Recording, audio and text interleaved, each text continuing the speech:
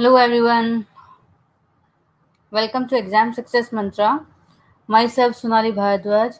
Guys, आज आप लोगों के लिए मैं हिस्ट्री के आगे के 3 चैप्टर लेकर आई हूँ।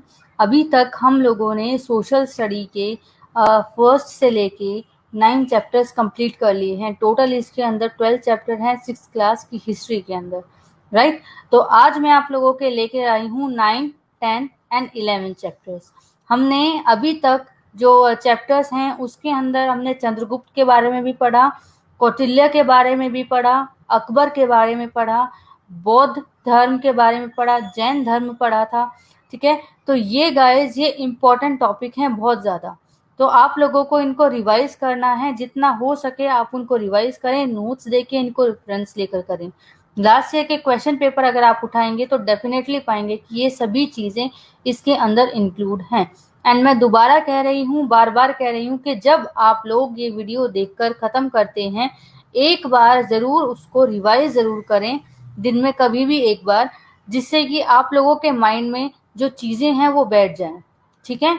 इससे क्या होता है कि जो एक्स्ट्रा चीज़ें मैं बताती हूँ तो वो आपको उस टाइम पे याद रहती हैं, बट अगर इसको कुछ टाइम के बाद आप देखेंगे तो जो एक्स्ट्रा इंक्लूडेड चीज़ें जो हैं वो बताती हूँ तो वो आपके दिमाग से स्लिप हो जाती हैं, ठीक है। तो गाइस आज हम करते हैं अपना आगे के चैप्टर्स जो हमारे हैं लेसन नंबर 10, 11 एंड 12। तो देखिए 10 के अंदर आप लोगों के लिए क्या है आज। ये है आप लोगों का लेसन नंबर 10, व्यापारी, राजा और तीर्थयात्री, ठीक है। यानी कि इसके अंदर हम आज क्या करेंगे, व्यापारियों के बारे में पढ़ेंगे, राजाओं के बारे में पढ़ेंगे, तीर्थयात्री के बारे में पढ़ेंगे। तीर्थयात्री हो गया यानी कि ह्वेनसांग हो गया, फाशियन हो गया, इत्सिंग हो गया, ये कब आए थे, किस टाइम पीरियड में आए थे, इन लोगों के बारे में भी हम पढ़ेंगे। तो आज स्टार्ट करते हैं लेसन नंबर 10, दक्षिण भारत।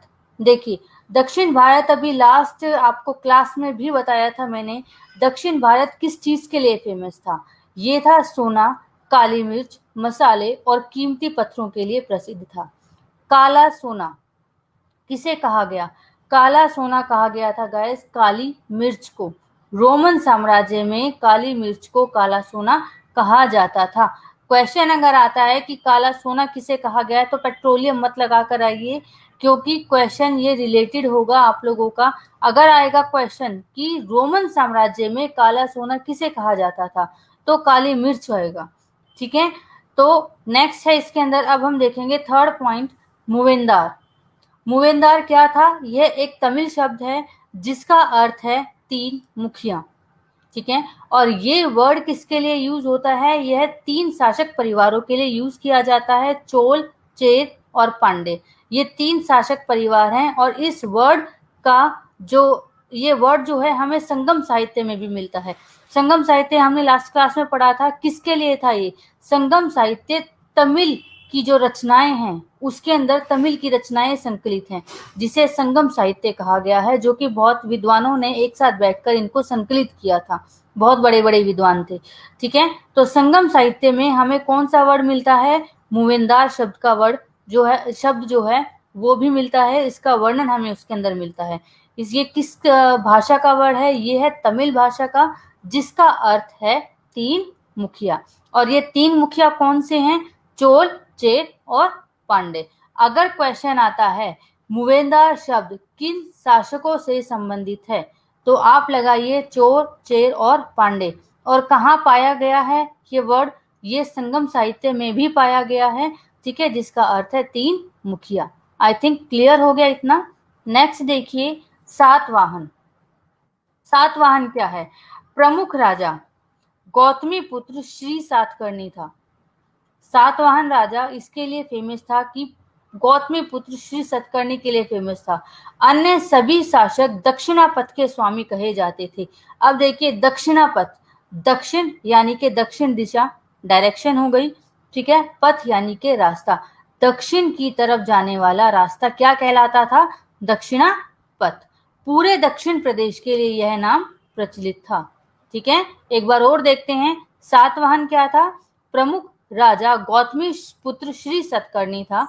अन्य सभी शासक दक्षिणापथ के स्वामी कहे जाते थे, सिर्फ इसको छोड़कर, ठीक है। दक्षिणापथ का अर्थ है दक्षिण की ओर जाने वाला रास्ता। पूरे दक्षिण प्रदेश के लिए यह नाम प्रचलित था।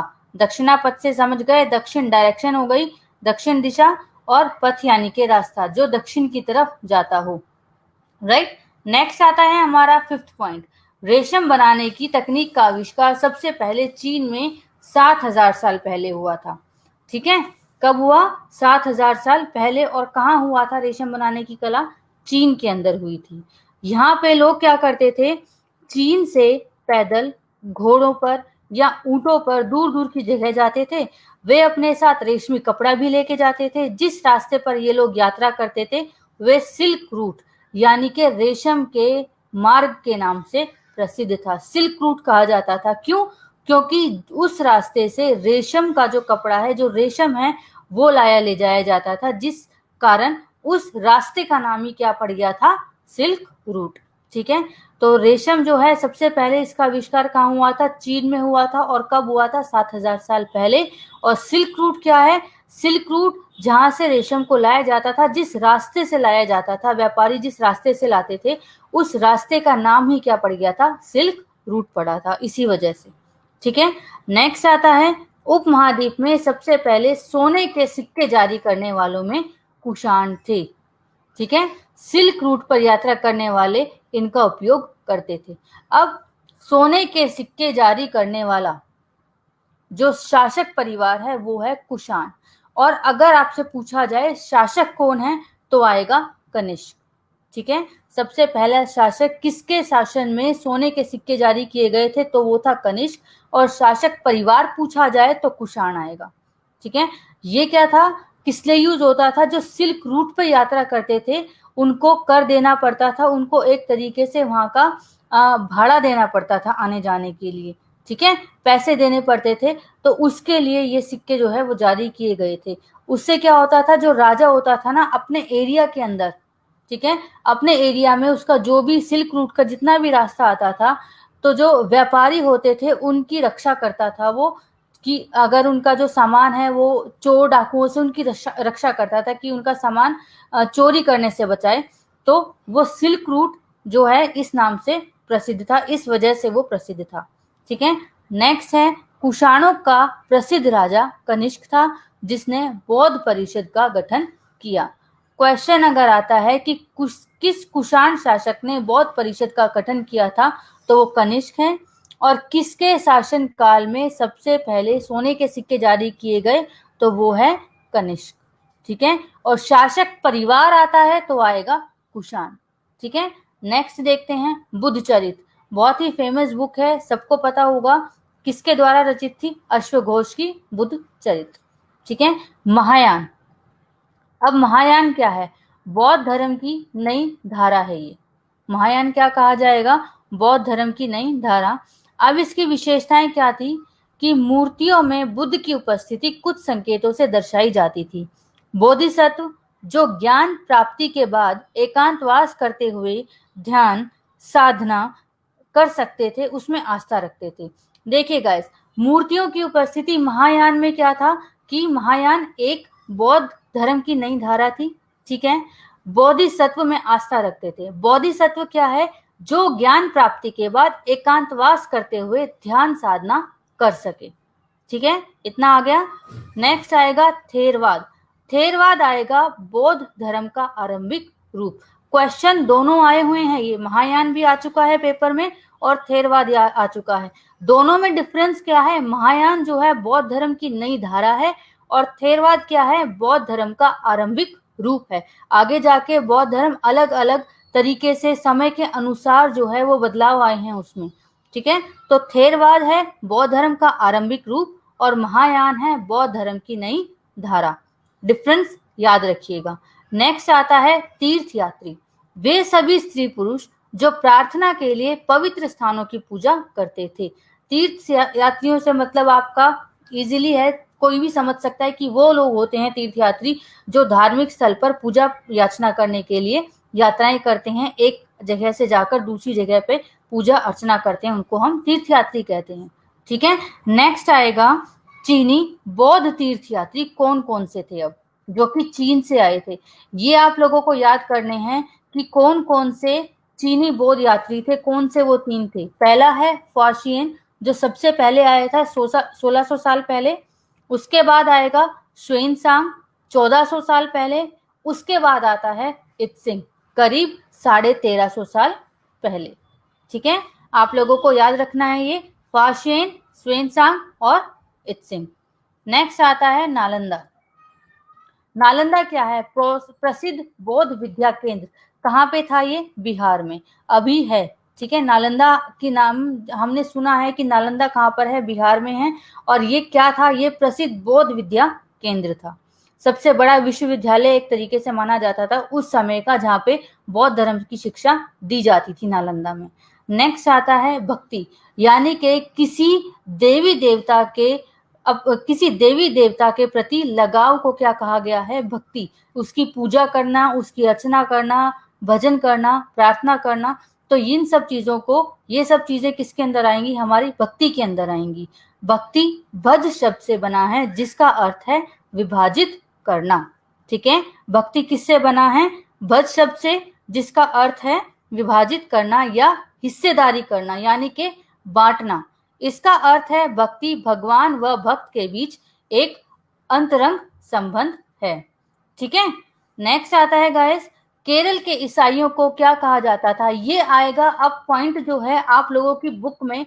अन्यत्र नाम का जो पोर्शन दिया हुआ है ना, कि एक टाइम पीरियड में हमारे आसपास के इस उपमहाद्वीप में जो चीजें चल रही थी, उसी टाइम पीरियड में किसी दूसरे देश में क्या हो रहा था। ठीक है, तो ये अन्यत्र नाम के पार्ट में दिखाई देगा आप लोगों को। केरल के ईसाई को सीरियाई ईसाई कहते हैं, क्योंकि वे पश्चिम एशिया से आए थे। वे विश्व के पुराने ईसाइयों में से हैं। ठीक है, क्लियर? इस सीरियाई ईसाई किसे कहा जाता है? केरल के ईसाइयों को सीरियाई ईसाई कहा जाता है। इसको याद रखिएगा, इंपॉर्टेंट पॉइंट है। ठीक है, तो आई थिंक अभी आप लोगों को 10 चैप्टर कंप्लीट हो गया है, आपको समझ आ गया है। कोई क्वेरी होती है तो प्लीज आप मुझे साथ के साथ पूछिए। एंड यस, जो स्टूडेंट आज जुड़े हैं हमारे साथ, नए स्टूडेंट हैं, तो प्लीज आप लोग पीछे की जो वीडियोस हैं उनको भी देखिए, इंपॉर्टेंट है। हर एक पॉइंट मैंने डिफाइन किया हुआ है, बुक उठाने की जरूरत नहीं पड़ेगी। ठीक है, अब आता है गाइस लेसन नंबर 11, प्रशस्ति। देखते हैं, पहले टॉपिक देखते हैं, नए साम्राज्य व राज्य। कि इसके अंदर नए नए साम्राज्य उदय हुए, राज्य उदय हुए। ठीक है, तो उन चीजों, उनके बारे में है ये। फर्स्ट है प्रशस्ति। यह एक संस्कृत शब्द है जिसका अर्थ प्रशंसा करना होता है। प्रशस्ति हम कहेंगे कि एक तरीके की किताब है। ठीक है, जो कि राजा के बारे में लिखी जाती थी, उसकी प्रशंसा की जाती थी उस बुक में। वहां के जो राजा के जो कवि थे, वो उसकी प्रशंसा में किताबें लिखते थे। अब नीचे जैसे समुद्रगुप्त की प्रशस्ति लिखा हुआ है पॉइंट, कि समुद्रगुप्त की प्रशस्ति उसके कवियों ने उसकी प्रशंसा में किताबें लिखी। इसी तरीके से अकबर की है आईने अकबरी, जो कि अबुल फजल ने लिखी थी। ठीक है, तो प्रशस्ति के अंदर क्या आता था कि राजा का जो कवि होता था, उसकी प्रशंसा में वो बुक लिखता था, यानी कि उसकी अच्छी बातें बताता था। वो राजा को प्रजा के सामने एक तरीके से भगवान के रूप में वो प्रकट करने की कोशिश करता था। ठीक है, तो प्रशस्ति प्रशंसा, प्रशस्ति प्रशंसा, इसको ऐसे याद रखिए, याद हो जाएगा। ठीक है, प्रशस्ति प्रशंसा, राइट। नेक्स्ट आएगा समुद्रगुप्त की प्रशस्ति। अब समुद्रगुप्त की प्रशस्ति के बारे में पढ़ेंगे। कवि ने इसमें राजा को एक योद्धा, युद्धों को जीतने वाला, विद्वान एवं एक उत्कृष्ट कवि के रूप में भरपूर प्रशंसा की है। राइट, कि समुद्रगुप्त की प्रशस्ति के अंदर क्या है कि उसका जो कवि है उसने क्या कहा है कि युद्धों को जीतने वाला है, सभी युद्धों को वो जीत सकता है, एक योद्धा है, विद्वान है और उत्कृष्ट कवि के रूप में समुद्रगुप्त को बताया है। ठीक है, यहां तक कि उसने उसे ईश्वर के बराबर बताया है। तो देखिए, समुद्रगुप्त की प्रशस्ति में ने उसका जो कवि है उसने क्या किया है, राजा को एक भगवान के बराबर बताया है, उसकी प्रशंसा की है। ठीक है, तो प्रशस्ति एक तरीके की बुक है या जो लेख होता था जो कवि अपने राजा की प्रशंसा में लिखते थे। ठीक है, इतना समझ आया। नेक्स्ट है दक्षिणापद। अब दक्षिणापद क्या है? हमने अभी पढ़ा था, अभी लेसन नंबर 10 में पढ़ा है। दक्षिण यानी कि डायरेक्शन हो गई, दक्षिण दिशा, और पथ यानी के रास्ता, दक्षिण की तरफ जाने वाला रास्ता क्या कहलाता था? दक्षिणापथ। इसके अंदर 12 शासक आते थे। ठीक है, इतना क्लियर। नेक्स्ट आता है समुद्रगुप्त। अब हम बात करेंगे समुद्रगुप्त की। उनकी मां कुमार देवी लिच्छवी गण की थी और पिता चंद्रगुप्त गुप्त वंश के पहले शासक थे, जिन्होंने महाराजाधिराज जैसी बड़ी उपाधि धारण की। देखिए गाइस, इसमें से एक क्वेश्चन बना था कि चंद्रगुप्त मौर्य ने किसकी उपाधि धारण की थी, तो उसका आंसर है महाराजाधिराज। ये जो उपाधि थी, कुछ ही जो शासक थे वो ग्रहण कर पाए थे, धारण कर पाए थे, सभी ने ये उपाधि धारण नहीं की थी। तो उसमें से जो सबसे पहला और सबसे फेमस नाम आता है वो चंद्रगुप्त का है। और ये जो चंद्रगुप्त है, ये क्वेश्चन में आया भी हुआ था आप लोगों के पेपर में। ठीक है, उनकी मां कुमार देवी लिच्छवी गण की थी, किसकी? समुद्रगुप्त की। ठीक है, और पिता चंद्रगुप्त गुप्त वंश के पहले शासक थे, जिन्होंने महाराजाधिराज यानी के राजाओं का राजा जैसी बड़ी उपाधि धारण की थी। इसके कवि कौन कौन से थे समुद्रगुप्त के? कालिदास और खगोल शास्त्री थे आर्यभट्ट, उनके दरबार में थे।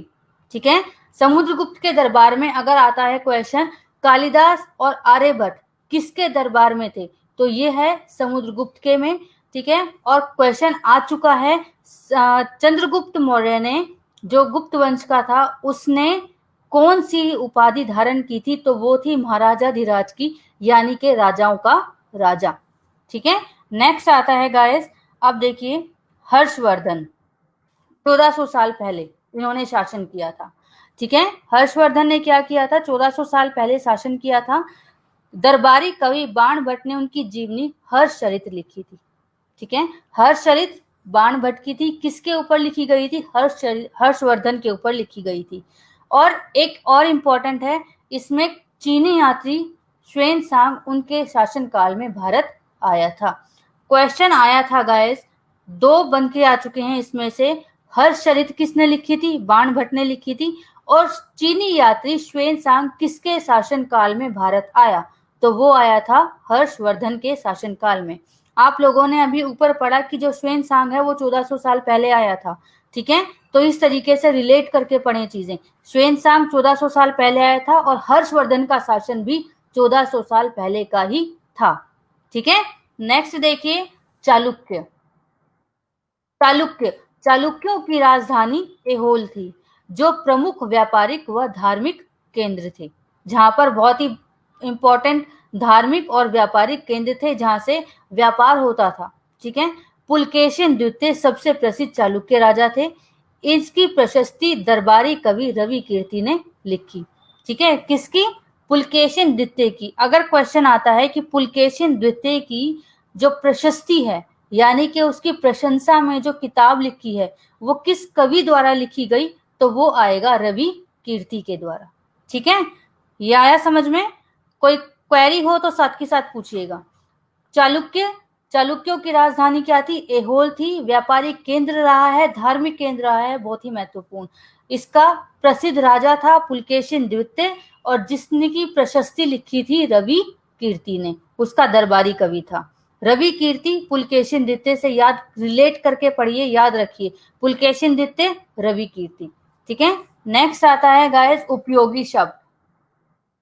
ये बहुत ही इंपॉर्टेंट है और इनमें से आए हुए हैं। डेफिनेटली बहुत से क्वेश्चन आया है, बहुत आए हैं इसके अंदर। आप लोगों की जो कह रहे थे ना कि डेफिनेशंस आती हैं, परिभाषाएं जो आती हैं या कीवर्ड्स जो आते हैं, इसमें से बहुत आता है।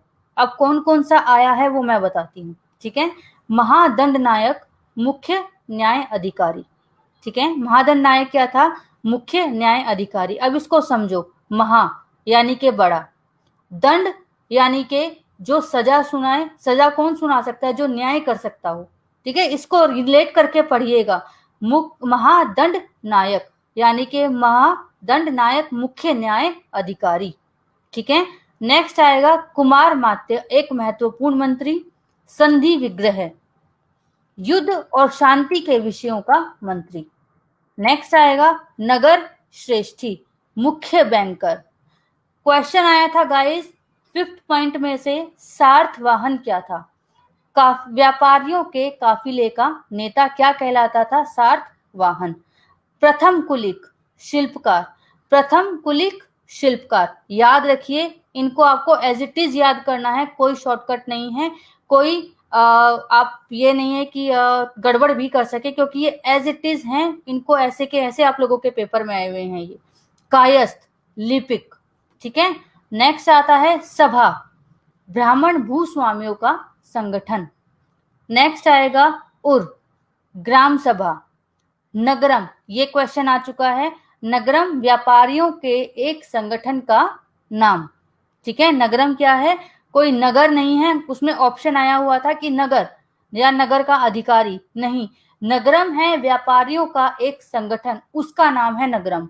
बेदुइन, घुमक्कड़ कबीले, अरब के अंदर बेदुइन जो है एक ऐसी जाति है जो कि घुमक्कड़ कबीलों के रूप में प्रसिद्ध, जो कि घुमक्कड़ कबीले हैं, जो एक जगह पे टिककर नहीं रहते, ठीक है, एक अलग अलग जगह अपने मौसम के अनुसार जो है वो बदलते रहते हैं। तो ये घुमक्कड़ कबीले हैं, और कहाँ थे ये? अरब में पाए गए हैं, ठीक है। तो ये आप लोगों को करने हैं एज इट इज। एक बार और देख लीजिए, महादंड नायक, मुख्य न्यायाधिकारी, कुमार मात्य एक महत्वपूर्ण मंत्री, संधि विग्रह, ठीक है। संधि यानी के मित्रता करना, विग्रह यानी के अलग होना, तो वही चीज हुई युद्ध और शांति, ठीक है। संधि विग्रह, विग्रह युद्ध और शांति के विषयों का मंत्री। नगर श्रेष्ठी, मुख्य बैंकर, सातवाह व्यापारियों के काफिले का नेता, प्रथम कुलिक शिल्पकार, कायस्थ लिपिक, ठीक है। सभा, ब्राह्मण भूस्वामियों का संगठन। उर, ग्राम सभा। नगरम, व्यापारियों के एक संगठन का नाम। बच्चे इसमें बहुत गलत कर आए थे, बहुत ज्यादा बच्चों ने गलत किया था नगरम का, क्योंकि नाम से लग ही नहीं रहा कि ये व्यापारियों का एक संगठन है, एक नगर लग रहा है या नगर का कोई अधिकारी लग रहा है, ठीक है, गलत ना करें। बेदुइन, घुमक्कड़ कबीले, कहां पर थे ये? जो कि अरब में थे, ठीक है। इतना आया आप लोगों को समझ? नेक्स्ट करते हैं अब लेसन नंबर 12। देखिए, इसके अंदर आएंगे इमारतें हैं, चित्र हैं, किताबें हैं। इमारतों में जैसे आप लोगों का लौह स्तंभ आ गया, कोई किसी चित्र के बारे में बता दिया, कोई बुक है उसके बारे में बता दिया, तो ये चैप्टर इसके अंदर आएगा। देखते हैं अब इसके अंदर क्या क्या चीजें हैं। लौह स्तंभ कहां पर है? महरौली, दिल्ली में है। नेक्स्ट है इसकी ऊंचाई 7.2 मीटर और वजन है 3 टन से ज्यादा, ठीक। इसका निर्माण कब हुआ था? 1500 साल पहले। लौह स्तंभ के बारे में एक ये बात भी है कि उस पर आज तक जड़ नहीं लगा है। जो लोहा इस तरीके का यूज किया गया है कि उसके ऊपर कोई भी रस्ट नहीं है, कहीं से भी जड़ नहीं है, आंधी तूफान बारिश इतने सालों से वो वैसे का वैसा खड़ा है, राइट। ये आप लोगों ने भी सुना होगा। इसमें चंद्र नाम के एक शासक का जिक्र है जो संभवतः गुप्त वंश के थे, यानी कि जो चंद्र नाम का शासक है उसमें पक्का नहीं है कि ये गुप्त वंश का ही है, बट ये माना जाता है कि चंद्र नाम का एक शासक है जो कि शायद गुप्त वंश का है और जिसने इसको बनवाया होगा, ठीक है। तो लौह स्तंभ क्या है, कहाँ पे था? ये महरौली, दिल्ली में है। ऊंचाई है 7.2 मीटर और वजन है 3 टन से ज्यादा। इसका निर्माण 1500 साल पहले हुआ था। इसमें चंद्र नाम के एक शासक का जिक्र है जो संभवतः गुप्त वंश के थे, ठीक है, क्लियर। नेक्स्ट आता है स्तूप। इसको थोड़ा सा अच्छे से पढ़िएगा क्योंकि इसमें से क्वेश्चन बन के आए थे। कौन कौन से क्वेश्चन हैं बताती हूँ, ठीक है। स्तूप का मतलब क्या है? टीला, यानी कि एक टीला जिसको हम स्तूप कहते हैं। सभी स्तूपों के भीतर एक छोटा सा डिब्बा रखा रहता है। प्राय इन डिब्बों में बुद्ध और उनके अनुयायियों के अवशेष जैसे दांत, हड्डी या राख या उनके द्वारा प्रयुक्त की गई कोई चीज या कीमती पत्थर या सिक्के रखे रहते थे, ठीक है। कि एक स्तूप जो है उसके अंदर एक छोटा सा डिब्बा रखा रहता है जो कि उसके बुद्ध के या उनके अनुयायियों से रिलेटेड कोई भी चीज, जैसे कि दांत हो गया, उनकी हड्डी है, राख है, उनसे रिलेटेड कोई चीज है, कोई पत्थर है कीमती, तो वो चीजें उसके अंदर रखी मिली हुई हैं, ठीक है। इसे धातु मंजूषा भी कहते हैं। धातु यानी कि मटेरियल, मंजूषा खजाना, धातु मंजूषा भी कहते हैं। नेक्स्ट है स्तूपों के चारों ओर परिक्रमा करने के लिए एक वृत्ताकार पथ बनाया गया है जिसे प्रदक्षिणा पथ कहते हैं। कि देखिए, अब एक एग्जाम्पल ले लेते हैं कि मंदिर होता है, मंदिर के आसपास में एक रेलिंग लगा दी गई गोलाई में, ठीक है, कि उस मंदिर का हम उसकी प्रदक्षिणा कर सकें, उसका चक्कर लगा सकें, उसकी परिक्रमा कर सकें मंदिर की। तो इसी तरीके से स्तूप के वहां पर भी एक वृत्ताकार पथ बनाया गया है, यानी कि गोलाई में एक रास्ता बनाया गया है जिसको प्रदक्षिणा पथ कहा जाता है, ठीक है, उसकी परिक्रमा करने के लिए बनाया गया है। नेक्स्ट है, इस रास्ते को रेलिंग से घेर दिया जाता है जिसे वेदिका कहते हैं, ठीक है। रेलिंग को क्या कहा गया? वेदिका, ठीक है। और प्रदक्षिणा पथ किसे कहा गया है? कि स्तूप के चारों ओर गोलाई में एक रास्ता बना दिया गया है जिसको प्रदक्षिणा पथ कहा जाता है, जिसके थ्रू क्या होता है कि लोग जो है वो परिक्रमा करते हैं, उस जो टीले की परिक्रमा कर सकते हैं, उस स्तूप की परिक्रमा कर सकते हैं, ठीक। ये क्वेश्चन आया था, देखिए अब इसमें से कौन सा क्वेश्चन बनकर आया था वो बताती हूँ।